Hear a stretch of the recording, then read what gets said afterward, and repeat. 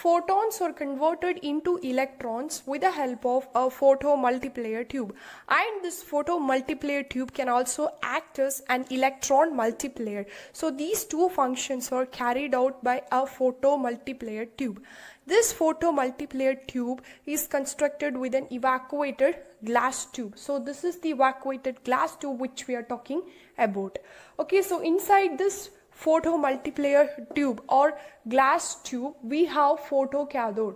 Okay, so this photocathode is present within the entry window of photomultiplier tube. Next to this photocathode we have focusing cathode. Then after that we have diodes. Finally we have anode. So these are all the components of photomultiplier tube. So photomultiplier tube comprises of a photocathode, focusing cathode, diodes, and it also has anode. When incident photons strike this photocathode material, electrons are ejected from this photocathode material by the process known as photoelectric effect. Okay, so when incident photons hit this photocathode material, electrons are ejected. So for every 5 incident photons, 1 electron is ejected from the photocathode material by photoelectric effect. So this ejected electron is known as primary electron.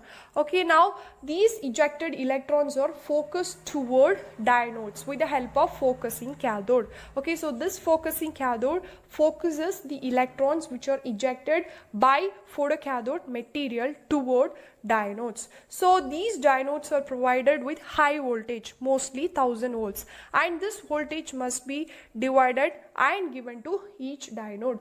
With the help of resistors, this voltage is divided and it is given to each diode. So suppose if this first diode is receiving 100 volts, then we need to give 200 volts to the second diode. Then we need to give 300 volts to the third diode, and for fourth diode we need to give 500 volts. So like this 100 volts must be increased for each diode. Okay.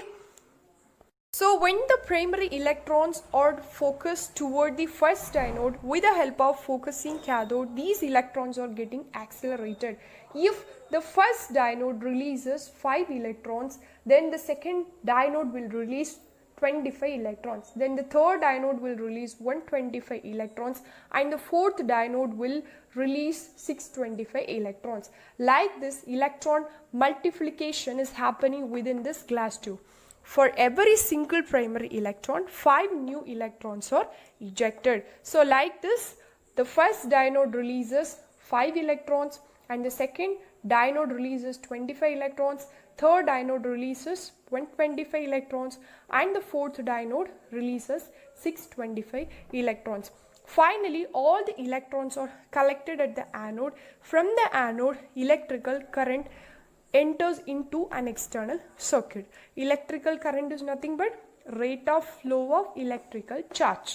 So the newly formed electrons are known as secondary electrons, and this process is known as secondary emission. So this is all about a photomultiplier tube.